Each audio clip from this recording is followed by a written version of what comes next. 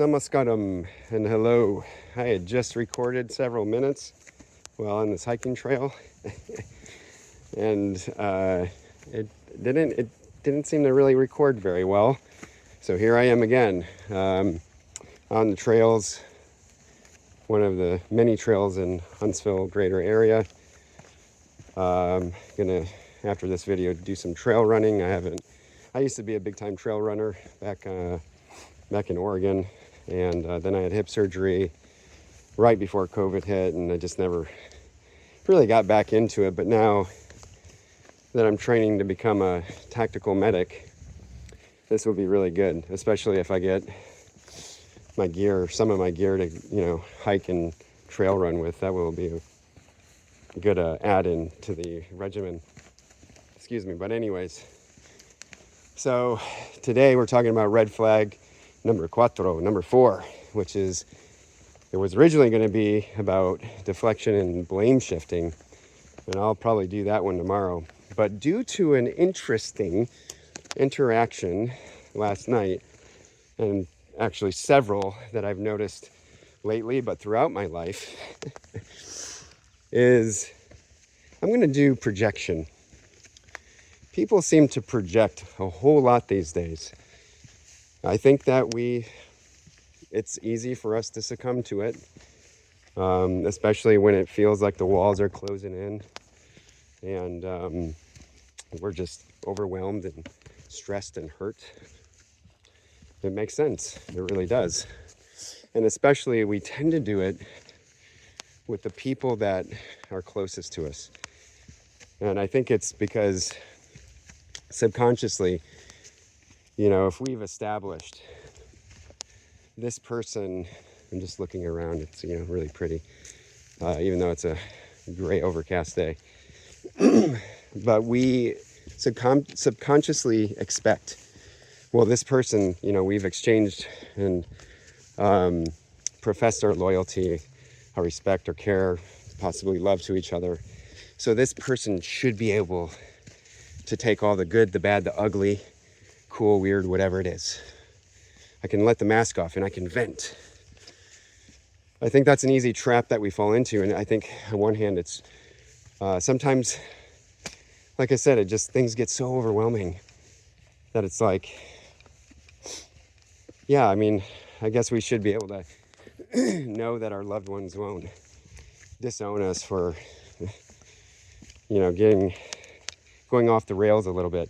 As long as we can, hopefully, quickly rein ourselves back in, reground ourselves, get back into our higher self, apologize, say I'm sorry for lashing out, all that stuff. Like, if we can work through that, that's great. And if it happens just here and there, right, then okay, like that sounds like healthy, like, because we're human and we're going to make mistakes.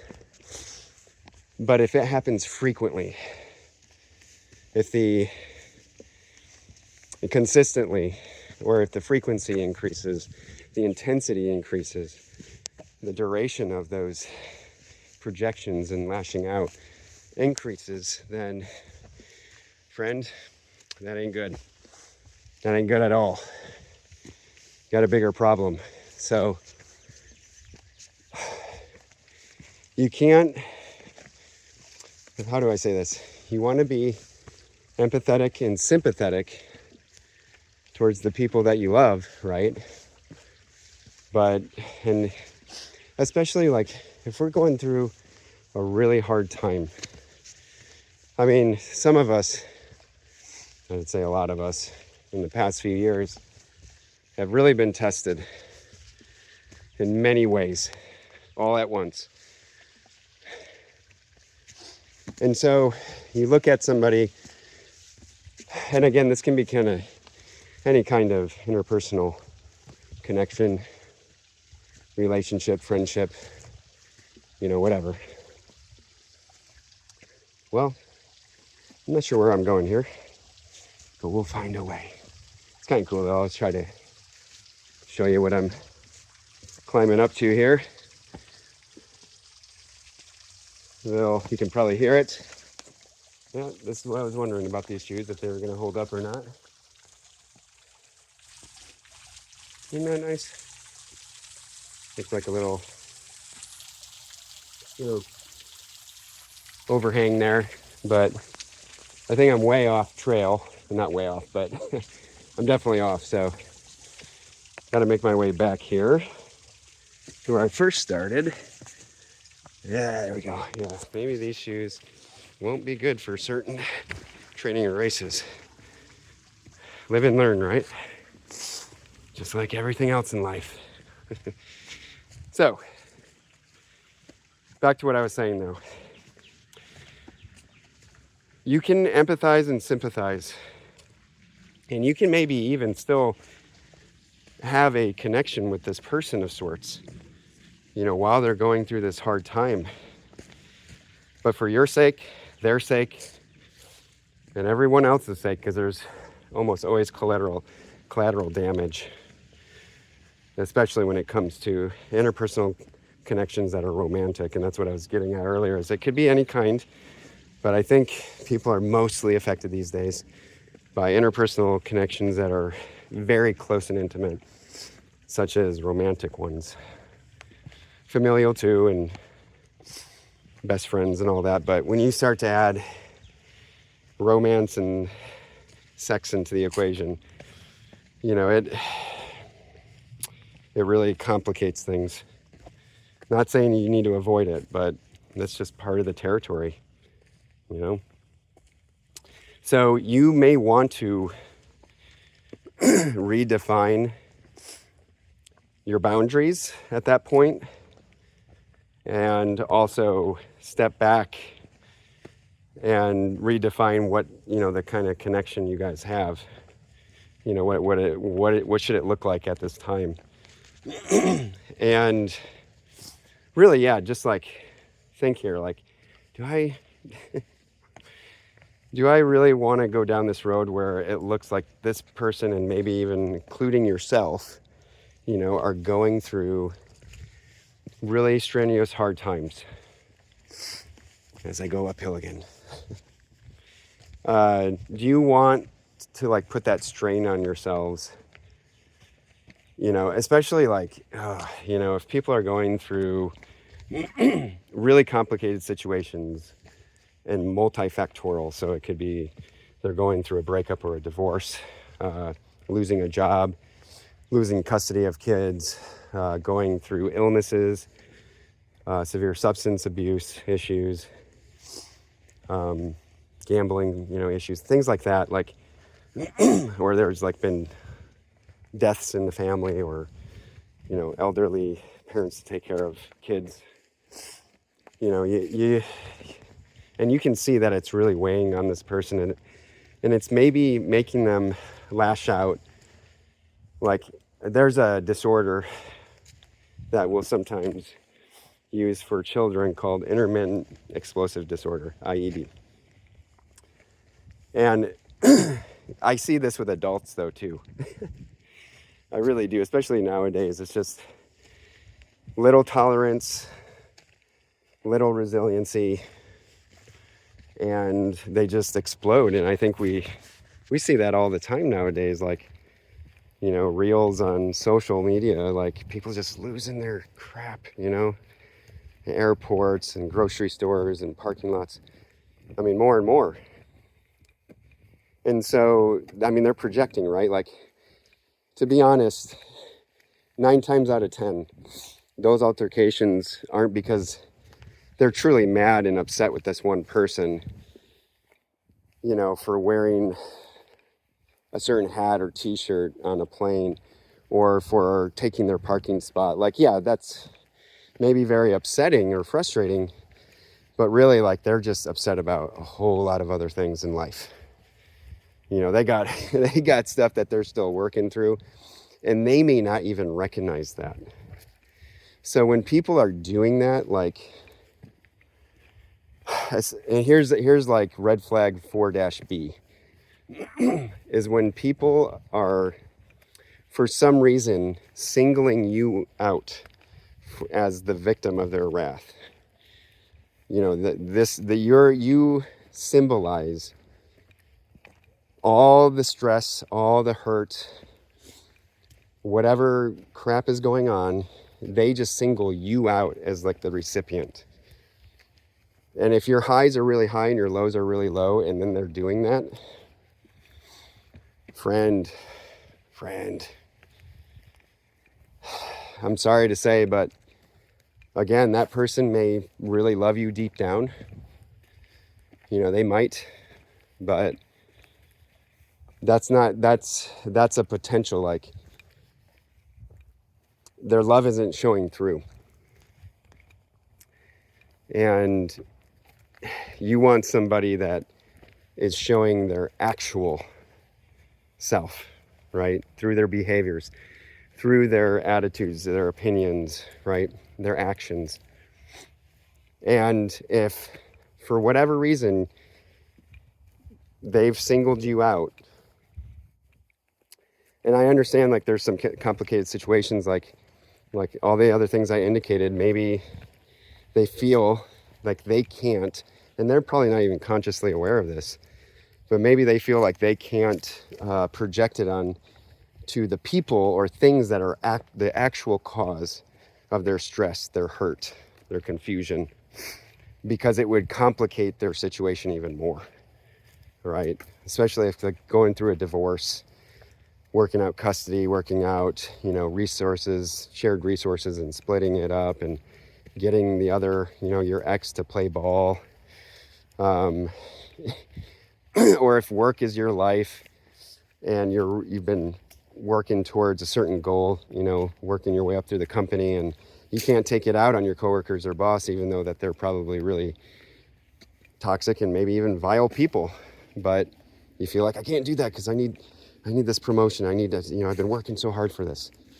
Or you're on probation, your probation officer sucks, or, this person, you just need them to cooperate with you somehow. And so what do? Your wrath still needs a victim. Still does. So you're going to find somebody. You're going to find the person where there's going to be the least amount of collateral damage. Makes sense, right? Is it healthy? Nope. It sure isn't. It is not healthy to do that, because that means that you're not actually facing your problems. You're scapegoating, and then again, you're projecting all of your bullshit onto somebody else. And especially, not saying, again, I've always said this, it's a, two-way street. And often in relationships, friendships, when there are problems, there's multiple sides to the story, and multiple people or parties need to take accountability for their part in it. But if you're the kind of person that you're just trying to like help this person and love this person, and maybe it doesn't always come out the best way. Maybe it doesn't come out the way that they would want it or need it to come out. And they're still projecting on you. That's not good. That's not good. And there's probably a part of them. Just want to show you this. There's like all these rock features like that, tons in the Huntsville area, foothills of the Appalachians. You've got this mighty fallen tree that's hanging on right there. But a lot of times these people, they might be self-sabotaging. They want to be punished somehow, or they want a confrontation, because they need to vent it. They need to get this out of them. It's poison, right? And it's spreading throughout every fiber of their being. And they know it. Their higher selves know it. But their ego can't let them admit to that. And so they want somebody to be able to take all the good, the bad, the ugly, the cool, the weird, everything, and still love them, and not leave them, not abandon them, not give up on them. I think a lot of us can appreciate that. But friend, I'm talking to you. that ain't right. That's not healthy. And if they are failing to see that they're sabotaging themselves, or there are a lot of people too who probably look at you and are like, I have like messed up so many times with this person, and yet they're still here. They still love me. They still want to be with me. Like, why? Why? I don't get that. Their brains can't wrap, and their fragile brains and hearts can't wrap, they can't understand it. They can't wrap their brains and hearts around that. So they're going to project and say, I'm going to end up hurting this person again, or I'm going to end up getting hurt by them, because how can someone love me so much? Make me like a huge priority, the number one priority in their world. And I'm such a mess, right? So they are struggling, just as I've talked about many times, with the self-love. They're struggling with it too. That's an indication right there. So it doesn't matter, again, potential or what's really going on deep, deep down, but what's on the surface and what they're presenting to you, you can't conflate the two. If they're projecting onto you and they're trying to self-sabotage for whatever reason, maybe it's even like they are being POSs, they are doing shady stuff behind your back, and they just don't want to get caught. And they're trying to push you away, or they're trying to keep you at arm's length in their life. Like they're getting something out of the connection with you, but again, you're not number one. You're not their first choice. You're probably not even their second choice. And so it doesn't matter, right? You have to go off of what's been demonstrated to me. Are they showing with their actions, not just their words, but with their actions, their attitudes, their perspectives, that they value and respect me? That they're going to actually try to work harder on themselves to communicate better and to process stuff, to introspect, reflect, to work with me on our connection and our loyalty to one another. Because if they're not doing it, friend, you gotta exit stage left. And if they're sabotaging and projecting so much on you that it starts to outweigh the good times, I mean, you should be exiting that scenario way before that even. Like once it becomes like you're noticing it's a trend, right? It's a behavioral pattern. Like they should be, if anything, taking it out on the people or things that are the true source of their stress and their hurt and confusion. But they've identified you as public enemy number one. You start to notice that, friend, you got to walk away. And if they really cross some boundaries and really disrespect you, right, show them the door. Help them with their bags. You got to have self-respect. You got to have self-love.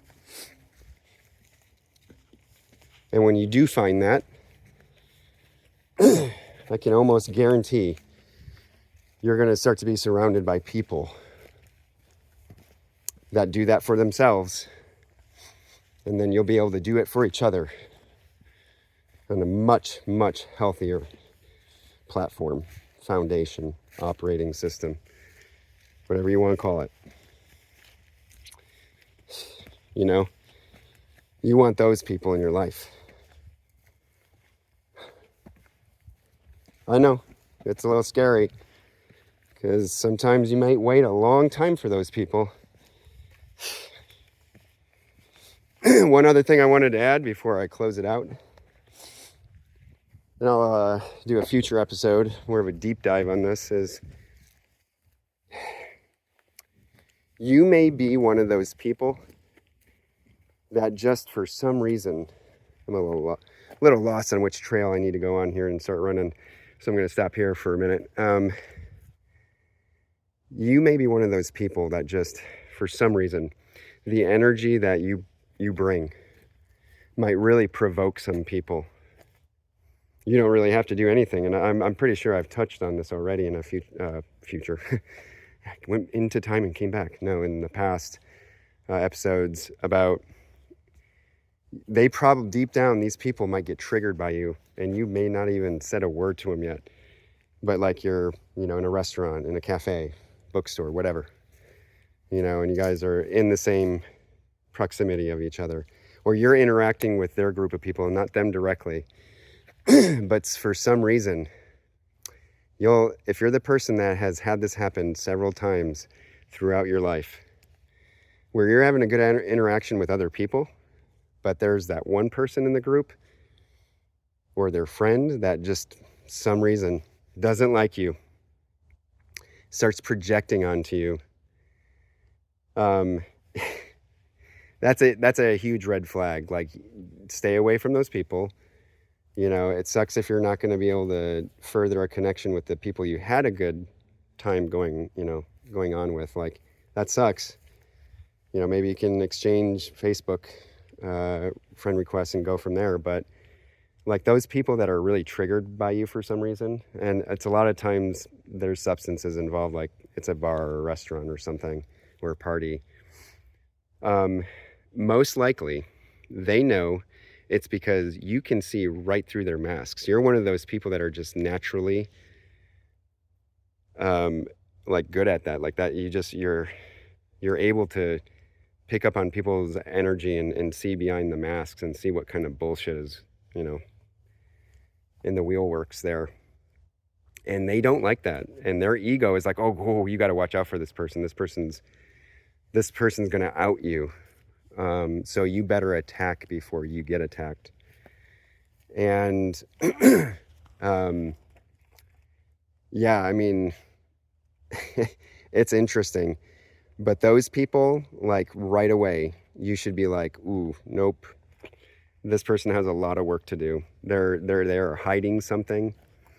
And it's not even that, but if they go from like 0 to 60 like that over something that is maybe like an innocent mistake, or it was a joke and maybe it wasn't like the best joke, but it wasn't like, you know, you're making fun of like, you know, babies dying from horrible diseases or something like that. It's just, you know, it just didn't land well. You didn't plant that joke well or whatever, or said something and you could have worded it a little bit better. Like if they go from 0 to 60 like that and just get very defensive and unload on you, that's a tolerance thing right there and a resiliency issue. But it speaks to a bigger problem. They got shit to work on. And for some reason, they're going to project onto you that you're this horrible person. And they're going to try to convince others around them, like, look at this asshole. Look at what he said. Look what he's doing. Like, I know some of you know what I'm talking about. You got to watch out for those people. Like, they're not good. Like, I'm not saying they're bad people, but they're not good with themselves. They're not in a stable place. And if you see someone doing that, maybe not to you, but to other people, and like you're you know, dating them, romantically, intimately involved with them like that, you need to be careful with that too, because they could easily start turning it back onto you, especially if you call them out for that kind of behavior. So that's what I'm going to stop right there for today. Is like, we'll talk more about this stuff, but if people are projecting and lashing out at you, you know, and it's not just once in a great while, but it's like pretty consistently, have some self-respect, go wish them the best and figure things out, and maybe be supportive from a distance, but you have to cut that close, intimate connection with them until they resolve whatever is going on there. Okay? Love yourself, respect yourself. I wish you all best on your journeys. I'm going to go get to trail running. Wish me luck. And I will probably talk to you tomorrow. Take care.